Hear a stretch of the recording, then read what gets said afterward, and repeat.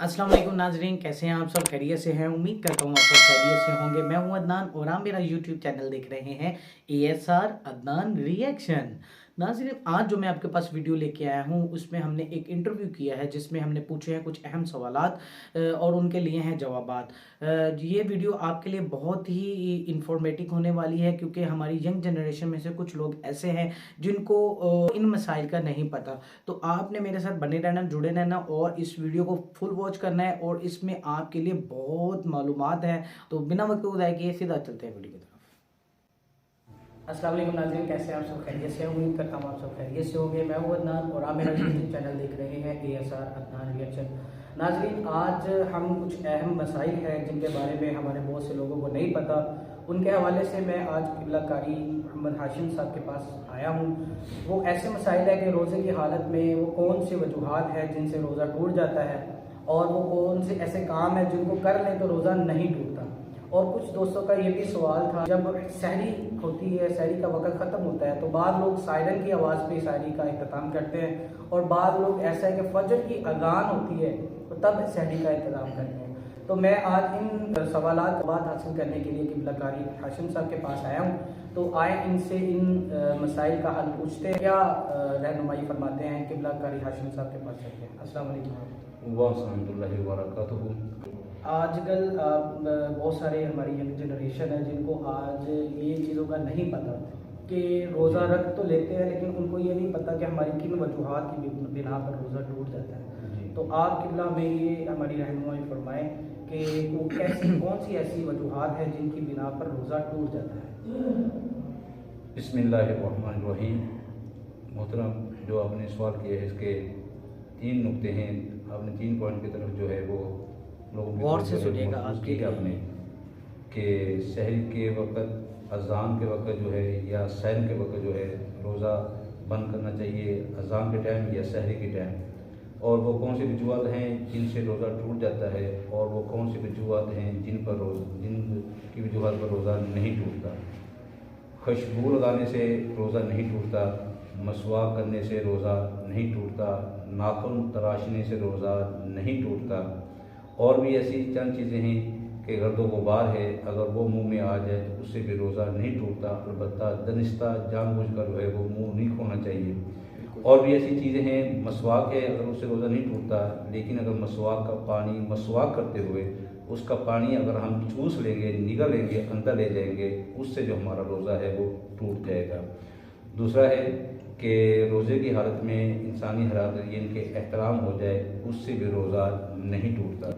ये वो वजह है आमतौर पर जिनकी बिना पर रोज़ा नहीं टूटता, लेकिन हमारे यहाँ लोग जो हैं वो समझे कि खुशबू लगाने से, तेल लगाने से, नाखून तराशने से रोज़ा टूट जाता है। ऐसा कोई मसला नहीं है।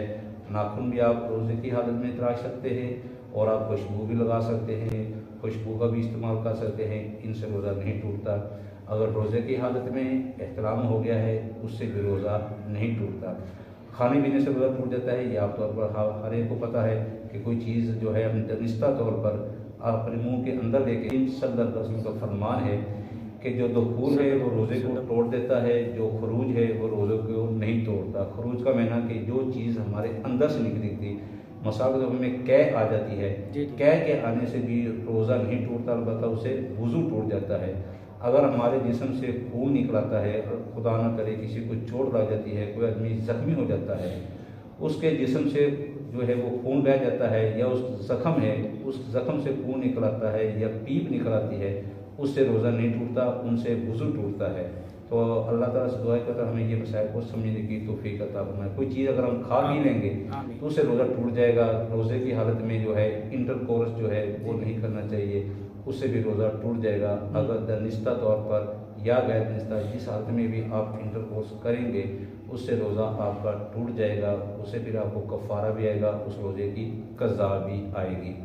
तो मसला ये भी एक है कि रोज़े की हालत में अगर एहतराम हो जाता है उससे रोज़ा तो नहीं टूटेगा, लेकिन आदमी नापाक हो जाता है, उसने नमाज भी पढ़नी है, उसने कुरान शरीफ की तिलावत भी करनी है, उसका तरीक़ाकार क्या है। तो लिखा हुआ है कि अगर रोज़े की हालत में अगर आपको एहतराम हो गया है तो आप उठें और इस्तंजा वगैरह करें, अच्छी तरह जो पाकी है उसको हासिल करें, वज़ू कर लें और जो है वो गुस्ल कर लें, लेकिन नाक में पानी नहीं डालना और हलक में पानी नहीं डालना। नाक और हलक में पानी जो है इस डालेंगे तो फिर जो रोज़ा आपका टूट जाएगा, यानी कि आपका रोज़ा है और रोज़े की हालत में एहतराम हो गया है, तो आप जो है अच्छी तरह नापाकी को दूर करें, अस्तंजा करें और वुज़ू करें, गुस्ल कर लें। लेकिन गुस्ल करते हुए हलक में पानी नहीं डालना और नाक के अंदर पानी नहीं डालना।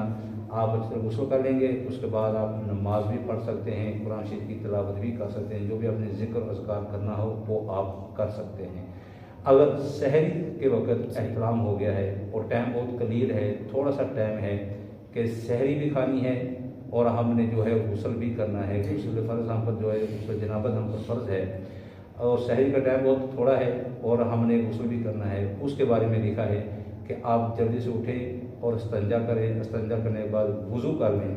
वुज़ू करने के बाद जो है आप नाक में पानी डाल लें और हलक में पानी डाल लें 3 दफ़ा, हलक की तह तक और नाक की नरम हड्डी तक 3 दफ़ा पानी डालें। उसके बाद आप जो है वो खाना खा सकते हैं, सहरी कर सकते हैं। सहरी जब बंद हो जाए ये उसके बाद आप पूरा गुस्ल कर लें। इस तरह जो मुसलमान है वो पाक और साफ़ हो जाएगा, वो नमाज़ें भी पढ़ सकता है, कुरान शरीफ की तिलावत भी कर सकता है। इंशाअल्लाह हमने बहुत सारे दोस्त अहबाब हम में से ऐसे हैं जिनको इन मसाइल का पता नहीं है। मैं किबला से ये भी पूछूंगा कि जो मेरा पहला सवाल था कि सहरी का वक़्त जो है वो सायरन बजने पे हमने सहरी को ख़त्म करना है या फजर की अजान होती है उसमें हमने सहरी को ख़त्म करना है? जी, इसमें हमारी रहनुमाई फरमाएं। देखिए, जदीद दौर है, टेक्नोलॉजी का दौर है, तो सायरन और अजान अक्सर ऐसा होता है जब सायरन होती है साथ ही अजानें भी शुरू हो जाती हैं। यानी कि जब सायरन बजता है साथ ही अजानें शुरू हो जाती हैं।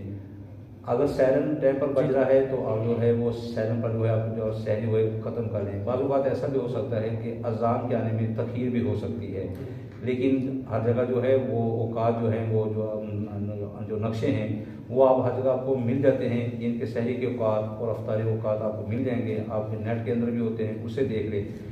सहरी के वक्त जो है जब सहरी का वक्त ख़त्म हो जाता है, सैरन हो जाते हैं, जब सैरन हो जाए तो उस वक्त खाना पीना बंद हो जाता है। अजान का इंतज़ार न किया जाए, क्योंकि अजान जो है उसमें तख़ीर भी हो सकती है। अजान उस वक्त आती है जब सहरी का टाइम ख़त्म हो जाता है, यानी कि अज़ान फजर उस वक्त होती है जब सहरी का टाइम ख़त्म हो जाता है। अगर आप अजान का इंतज़ार करें और अजान आती रहेगी, आप खाते पीते रहेंगे, उससे आपका रोज़ा जो है वो नहीं होगा। यानी कि जो अजान है वो सहरी के औकात के बाद होती है। अगर अजान के दौरान आप खाएंगे पिएंगे वो आपका रोज़ा शुमार नहीं होगा। सैरन हो गया है, सहरी का टाइम ख़त्म हो गया, सैरन होने के बाद जो है वो अजानें होती हैं और अजान के दौरान खाना पीना मना है, खाएंगे तो रोज़ा नहीं होगा।